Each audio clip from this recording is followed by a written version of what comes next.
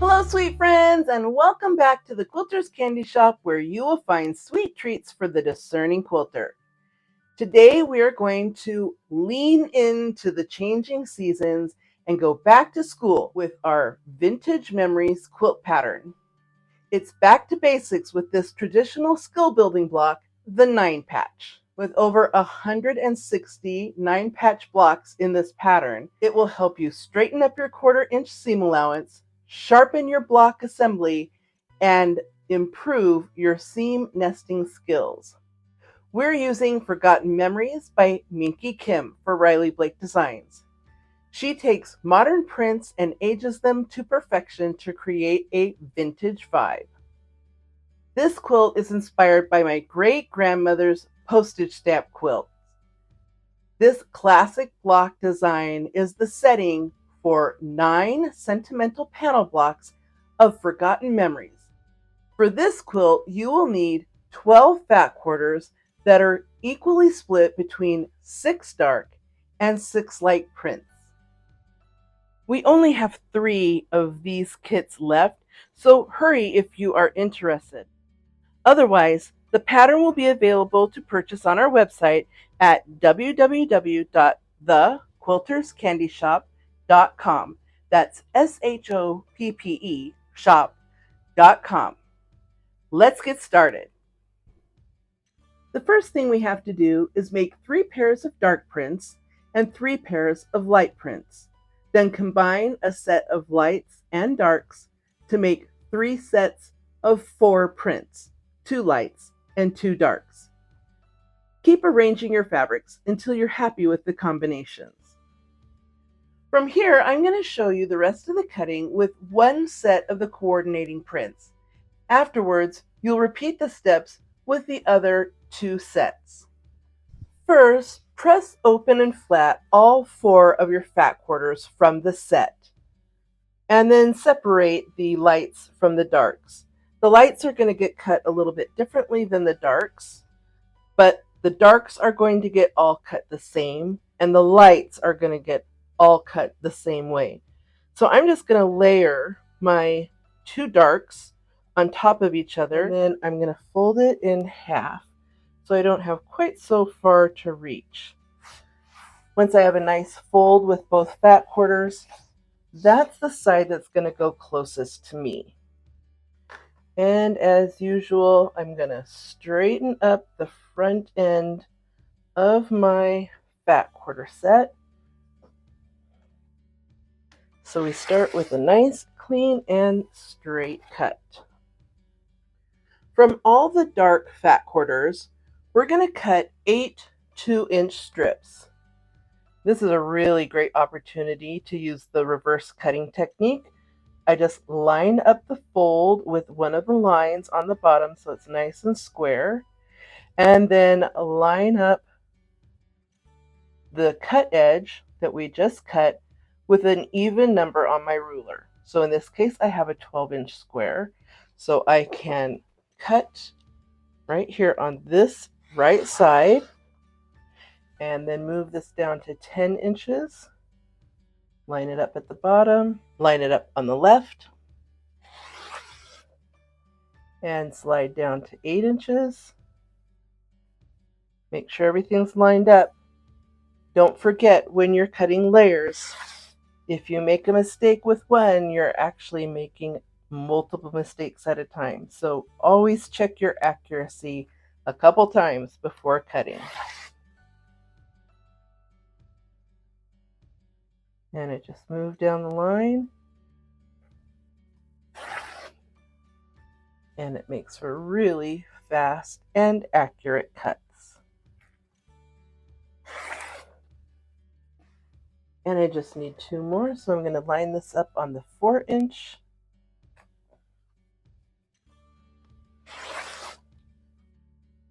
And on the 2-inch.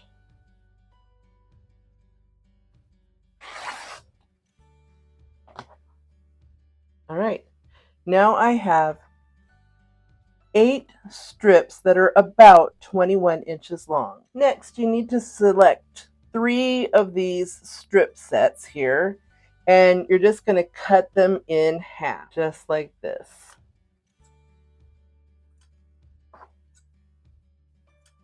So from your dark strips, you will have 5 strip sets that are 21 inches long and 6 strip sets that are 10.5 inches long. And you're just going to set those aside for now. Now, the light fat quarters get cut slightly differently, but the setup is the same. So I'm layering the 2 fat quarters together, and I am folding it in half so I can work from this folded edge. And I need to get a clean cut off my leading edge to start. All the light fat quarters are going to get cut the same. So from both of these light fat quarters, we're going to cut 6 2-inch strips. So I have my bottom line lined up with the fold and the 12-inch line lined up with the left. And now I can cut on the right and come back in increments of 2 inches and cut all 6 strips.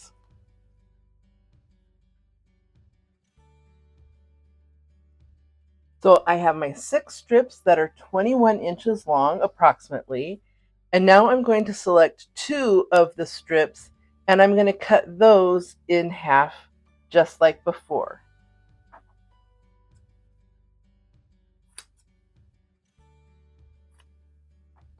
Which will give me 4 strips that are 21 inches long and 4 strips that are 10.5 inches long of each print. And I'm going to go ahead and set those aside as well. Now we also have to cut our background strips. You will need 2.5 yards of background fabric to complete this quilt. As usual, we're going to start by squaring up the leading edge of our fabric so we have a nice, clean, and straight edge to start. You're going to need a total of 42 2-inch strips from your background fabric. And I've gone ahead here and folded my full 2.5 yards in half. So I'll be cutting 2 strips at one time, full width of fabric. Since you're going to need the strips for the entire quilt, I'm just going to go ahead and cut all 36 of my strips right now, and then I'll have one pile of strips that I can pull from for my quilt as I assemble the blocks. Next, you're going to select 14 strips from your pile and set the rest aside. Then we're going to separate the strips into 4 piles. 2 piles with 3 strips and 2 piles with 4 strips. These piles are going to be paired with the light and dark strips that we cut earlier. Now we need to partner each print with a stack of background strips. The dark prints get paired with the stacks of 3 background strips, and the light prints get paired with the stacks of 4 background strips. To stay organized, I recommend that you finish one print all the way through before starting another print. Let's start with the darks. Start by laying out your dark strips. You should have 5 2-inch by 21-inch strips and 6 2-inch by 10.5-inch strips. Using the background strips assigned to this print, cut all 3 in half so you have 6 2-inch by 21-inch strips. So we're just going to cut these in half. You don't have to be all fancy about it. Just snip them right on the fold. There you go. Select 2 of these strips that are now 21-inch and fold them in half and cut these in half again to create 4 10.5-inch strips. Now to make our strip sets.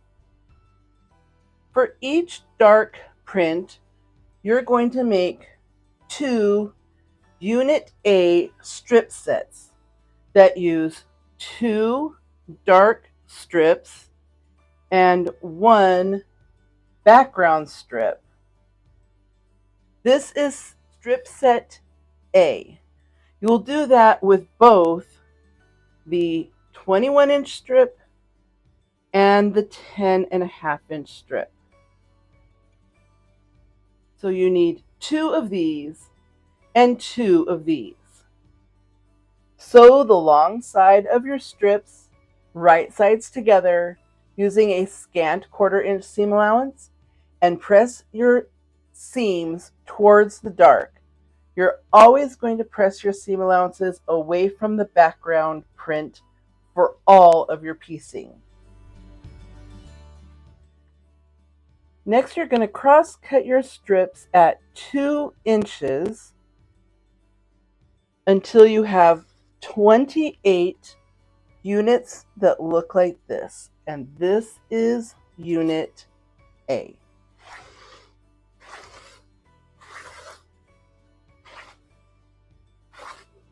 And you're going to have a little bit left over. You can trim it up or you can just leave it and put it in your scraps. Next, we need to make unit B, and that is going to be the opposite. You're going to need 2 of the background pieces and 1 of the dark print, like that. And you're going to do that with the 21-inch pieces and the 10.5-inch pieces. You only need to make 1 unit B strip set.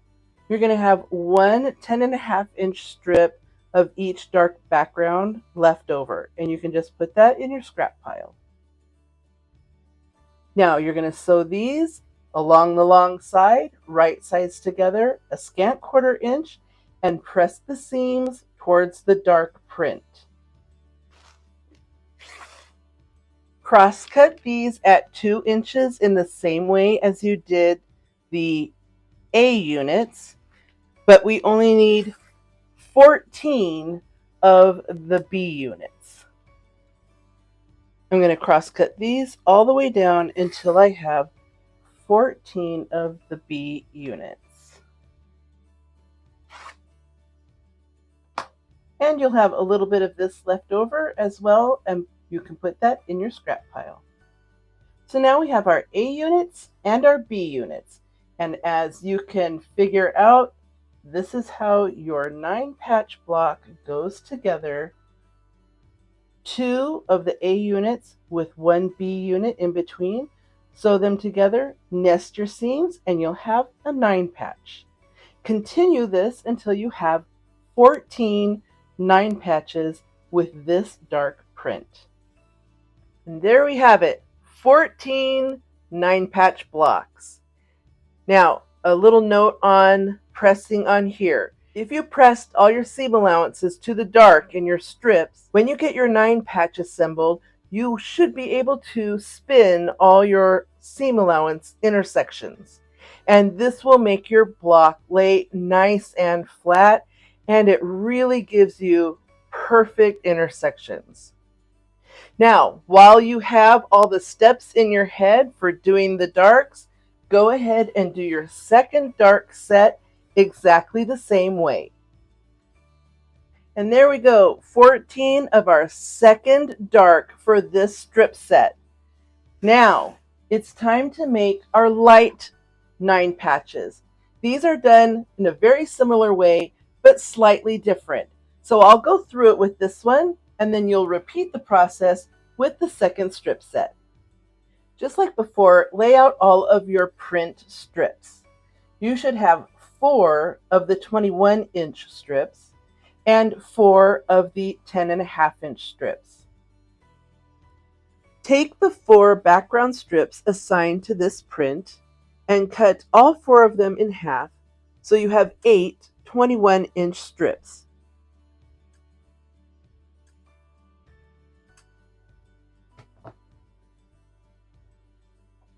Then, like before, select 3 of the 21-inch background strips and cut them in half again, so you have 6 10.5-inch strips of background. Okay, we're going to make our light strips very similar to the dark strips, but opposite.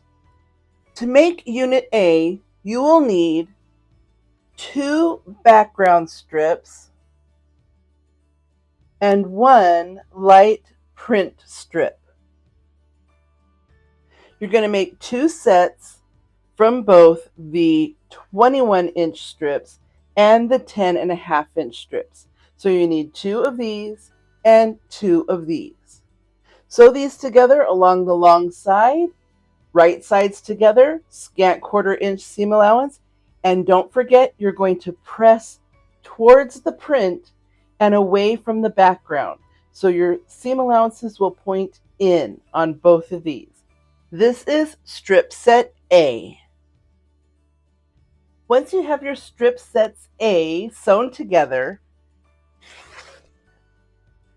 then we need to cross cut these into 28 2-inch units.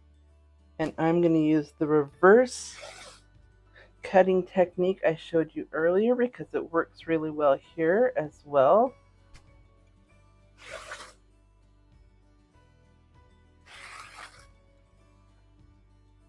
And then I just need a couple more.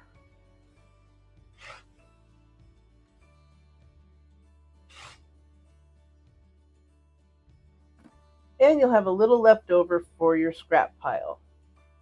This is Unit A. For the B unit, you will need 2 of the print strip and 1 of the background strip. You will make 1 of these units in both the 21-inch strips and the 10.5-inch strips. You will have 1 10.5-inch strip of the background left over from your cutting. Just put that in your scrap pile. Go ahead and sew the long sides, right sides together, scant 1/4 inch, and press towards the print and away from the background.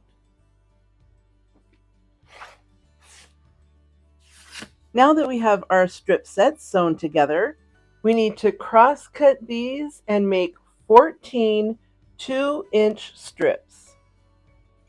And you can see I'm just showing you a couple of different ways that you can use your rulers to cross cut and make your strip sets so that whatever works best for you is the technique you should use, or try something new and see if you like it better. I'm just going to cross cut these all the way down until I have 14 2-inch strips of Unit B.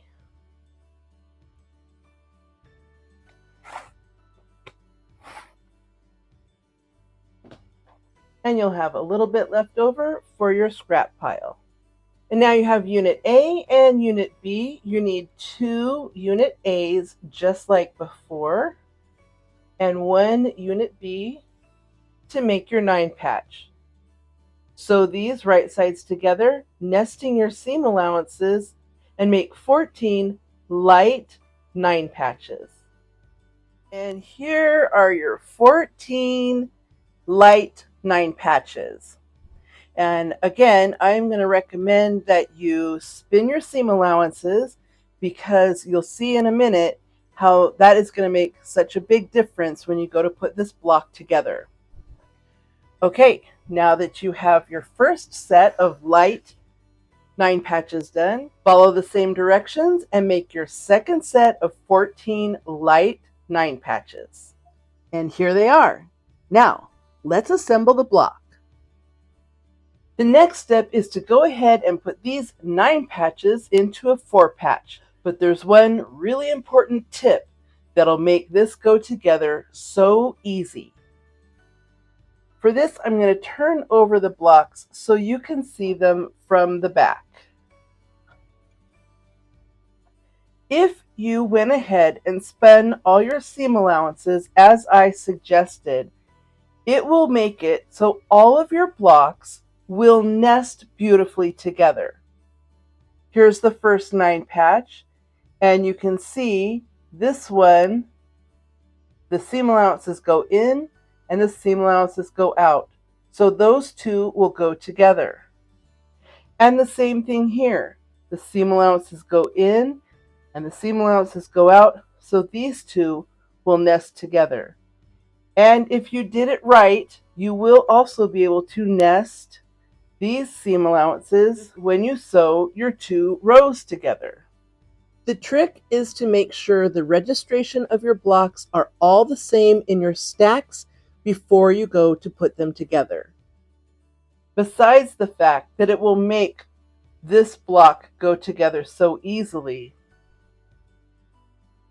it will also make it so your additional blocks, as we put this quilt together, will also go together side by side. Here's what the final block should look like. And here's the back. I just love this. It's like magic. All the seams, even in the joining intersections, will spin, making this block perfectly flat. I absolutely love it. I'm going to get all these blocks put together, and then we'll go on to the next step.